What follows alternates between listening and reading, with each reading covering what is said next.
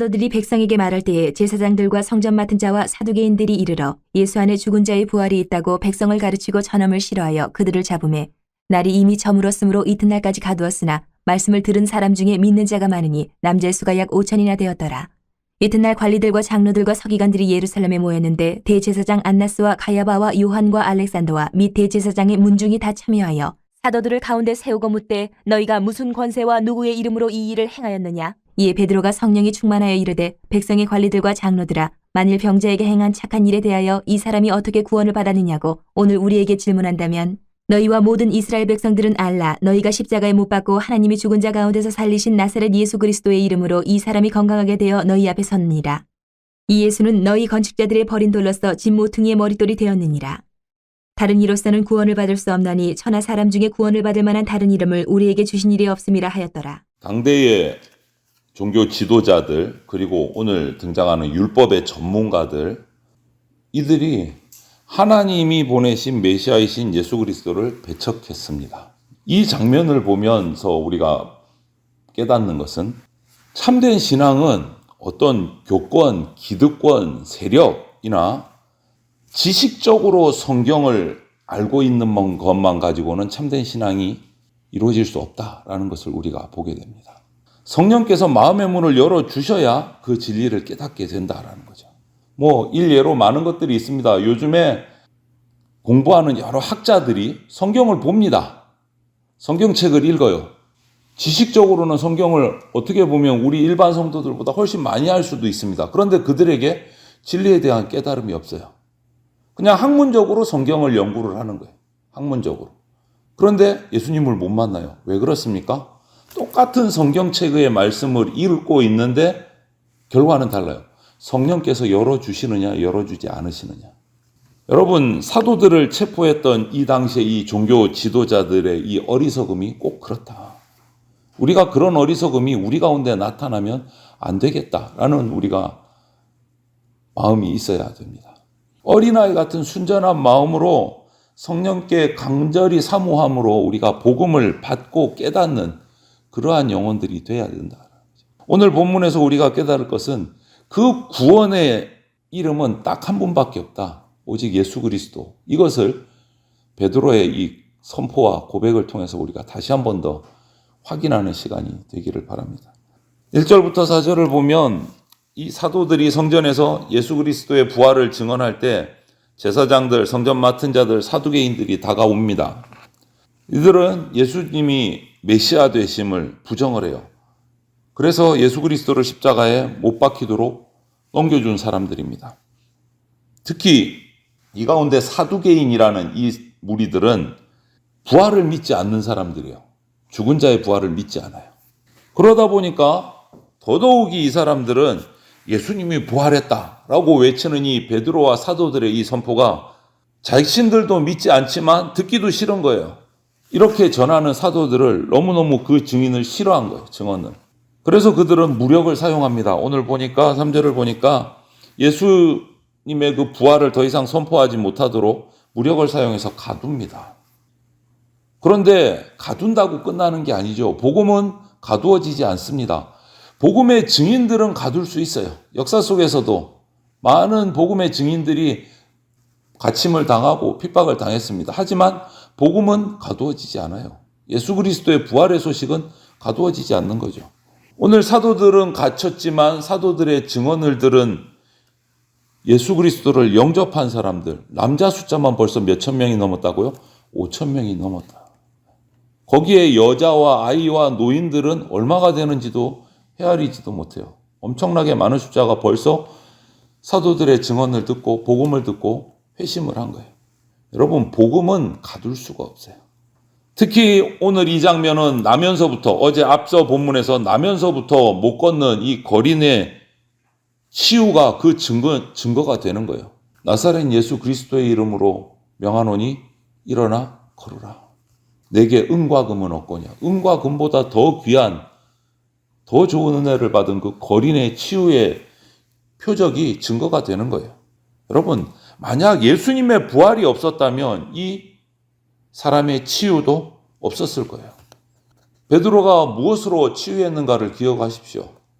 나사렛 예수 그리스도의 이름으로 명하노니. 예수 그리스도, 부활하신 예수 그리스도가 없었으면 이 사람은 치유가 없어요. 증거가 되는 거예요. 많은 사람들이 이 모습을 보고 그 부활하신 예수님에 대한 선포의 말씀을 듣고 예수님께 회심한 거예요. 하지만 정작 당시 종교 지도자들은 그 예수님의 부활을 인정하지 않고 부정합니다. 그리고 부활을 선포하는 사도들을 가둡니다. 그 치유의 이적을 보고도 부활하신 예수님의 능력을 인정하지 않는 거예요. 부정하는 거예요. 왜? 자신들의 기득권을 지키려고. 자기 자리 지키려고. 보고도 믿지 않는 거예요. 이것이 뭡니까? 어리석은 신앙이에요. 잘못된 신앙이에요. 우리는 순수한 마음으로 부활하신 예수 그리스도의 복음을 듣고 영접해야 돼요. 그런 사람에게 복이 있습니다. 당시 최고 유대의 법정은 산헤드린 공회입니다. 여기서 모든 결정을 다 내리다시피 해요. 그들은 가두어준 사도들을 불러다가 오늘 7절을 보니까 네가 무슨 권세, 누구 이름으로 이런 일을 했느냐라고 묻습니다. 산헤드린 공회에서. 물론 사도들은 산헤드린 공회에 허락받고 복음을 전하고 그런 거 아닙니다. 이 산헤드린 공회가 어떻습니까? 이전에 예수님을 붙잡아다가 예수님께 신성 모독죄를 뒤집어 씌워서 십자가로 나가게 한 것이 이 산헤드린 공회 의원들이에요. 그 가운데 사두개인도 바리새인도 다 포함되어 있어요. 그들은 지금은 이제 예수님의 그 이름을 증언하는 사도들을 예수님께 씌웠던 동일한 신성 모독죄를 뒤집어 씌워서 정죄하려고 하는 상황인 거예요. 그 치유의 역사에는 전혀 관심 없고 표적이 말하는 의미는 전혀 관심 없고 오로지 예수 그리스도의 부활을 부정하는 데만 집중하고 있는 거예요.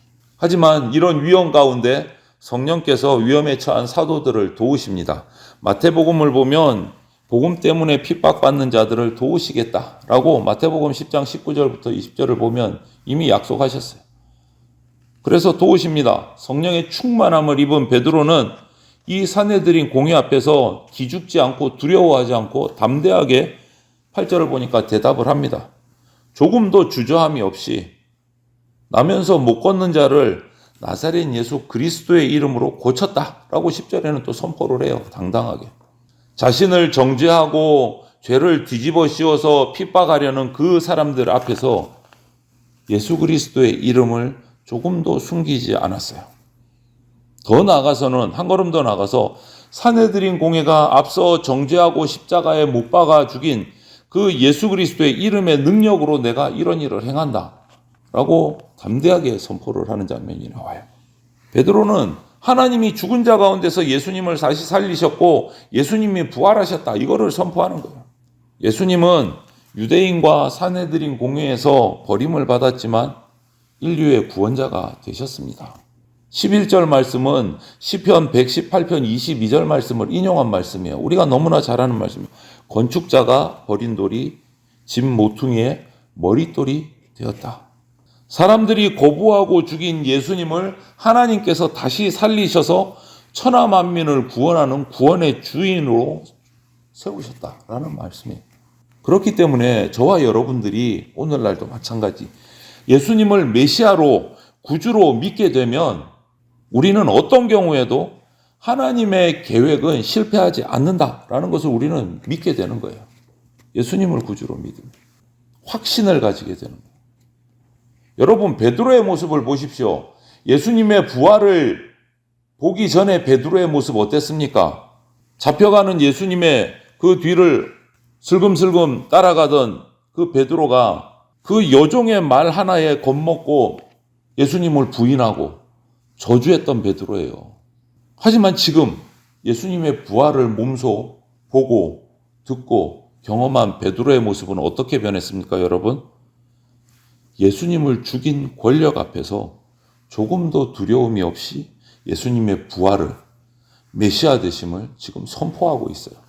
환경은 똑같아요. 아니요, 더 나빠졌어요. 베드로에게 닥친 환경은 더 나빠졌어요. 그런데 담대히 선포합니다. 완전히 바뀌었어요. 차이는 뭡니까? 예수 그리스도의 죽으심과 부활을 경험하고 믿었느냐, 믿지 못했느냐. 성령의 충만을 받았느냐, 받지 못했느냐 차이. 예수님의 죽음, 예수님의 부활을 통해서 사람들이 버린 돌을 머릿돌로 삼으시는 그 하나님의 신비한 섭리를 깨닫고 나니까 사람들에게 버려지는 것에 대한 두려움이 싹 사라진 거예요. 그러니까 이렇게 담대하게 선포할 수 있는 거예요. 사람들이 나를 욕을 하든 누명을 씌우든 모독죄를 씌워서 나를 정죄를 하든 이제 그게 두렵지 않은 겁니다. 왜요? 예수님의 죽으심과 부활을 경험했거든요. 하나님께서 일하시는 모습을 보았거든요. 이 지식, 이 확신, 이 용기가 바로 성령 충만한 자에게 나타나는 결과입니다. 베드로는 이제 12절을 보니까 이 세상에 구원 얻을 길은 오직 예수 그리스도의 이름밖에 없다라는 것을 쾅쾅쾅 못 박는 선포를 하는 거예요. 오직 예수 그리스도의 이름 아니면 구원받을 길은 없다. 여러분, 그렇습니다. 오직 예수 그리스도만이 하나님이 열어주신 우리에게 주어진 딱 하나밖에 없는 유일한 구원의 길입니다. 여기에 대한 확신이, 믿음이 우리 가운데 있기를 소망을 합니다. 그 누구도 예수 그리스도의 이름은 막을 수 없습니다. 왜? 하나님이 계획하시고 작정하신 일이시기 때문에 실패도 없고 막을 수도 없습니다. 우리에게 구원은 오직 예수 그리스도의 이름밖에 없습니다. 그래서 우리의 기도도 항상 어떻게 마무리합니까? 예수 그리스도의 이름으로 기도드립니다. 그 길밖에 없어요. 하나님께로 나아가는 길. 오늘 산해드린 공회원들은 자신들의 그 잘못된 신학, 잘못된 그 성경적인 어떤 지식으로 예수님을 정죄하고 배척했어요. 부활을 인정하지 않고 믿지 않는 사두개인들은 그렇기 때문에 부활하신 예수님을 인정할 수가 없는 겁니다. 잘못된 신앙을 가지고 있기 때문에.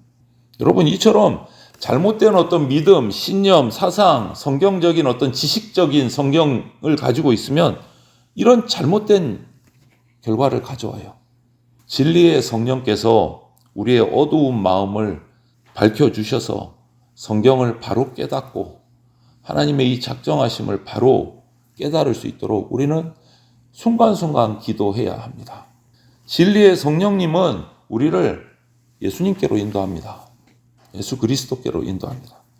그래서 오늘 하루도 우리가 생활하시면서 진리의 성령님의 인도하심을 강구해서 그 인도하심을 받아서 우리를 위해 죽으시고 부활하시고 승천하신 우리의 유일한 구원의 이름이 되신 그 예수 그리스도와 동행하는 삶을 살아가는 저와 여러분들이 다 되시기를 주님의 이름으로 축원을 드립니다. 아멘.